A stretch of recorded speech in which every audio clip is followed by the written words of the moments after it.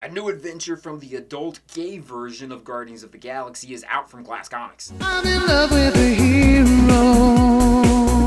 I'm in love with the one who will. Hello, comic book people of the world. Let's talk about Star-Crossed issue number 2. This is done by Glass Comics, and it was written by Patrick Fillion and illustrated by Alexander. The idea about this Glass Comics title, imagine Guardians of the Galaxy in a somewhat mercenary slash bounty hunter kind of role, but of course all of the characters are gay. They have lots of fun adventures with many different types of aliens, most of which all happen to be males. So I'm totally okay with that part. I already discussed issue number 1 in a previous video, which I'll put a link up to just in case you haven't seen it yet. If you have not read this issue, be warned, I'm about to go into some major spoilers. The Starcroft crew initially starts off with 4 crew members, however, their numbers increase by the end of this issue. Captain Jung is the leader, then we have Disco, followed up by Flamer, and a longtime Glass Comics character and also space adventurer Locust. At the beginning of this issue, the crew goes to the planet Secotamius. I may be totally mispronouncing that name. They're there to meet a spy by the name of Puma, who also happens to be a stripper, by the way. He gives them information about the characters Izette and Krug, who happen to be 2 characters that the crew met in the previous issue. They started off previously as somewhat bad guys, but this time around, they're in the clutches of Dr. Poupée. For failing in their mission in the previous issue, he has lots of sexual tortures to give them. However, before the crew can even get to Dr. Poupée, they have to leave the planet, which is guarded by secting guards who happen to be very homophobic. But as you can guess, most homophobic people also have a lot of homosexual tendencies as well, which I guess you can pretty much guess what that means for the crew and the guards. Luckily though, things do seem to work out good for the crew. And they may have a couple new members for their team, which could include Puma and possibly the 2 brothers as well. But this would not be a sci-fi comic book if it didn't have a cliffhanger. This comic book is interesting because it ties into a lot of other things going on in the Glass Comics universe,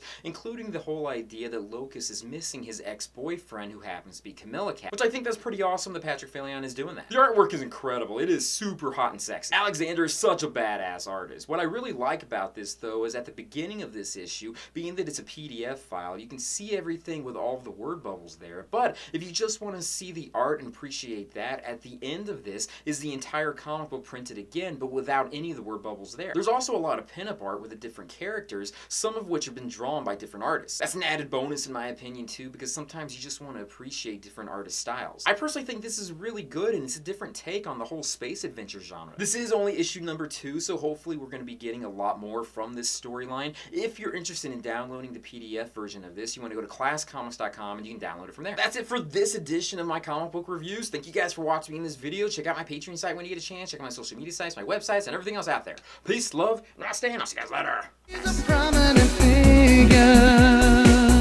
in the gay With a big cliffhanger ending at the end of this issue, it would be really interesting if we had like a super powerful villain, kind of similar to like Thanos, that's appearing, and this villain is the guy that's going to have to unite all of the superheroes of the Glass Comics universe. That's just my head, and I feel like something like that could be done in this issue particularly, being that this is taking place in space, and this is something that would be a huge galactic thing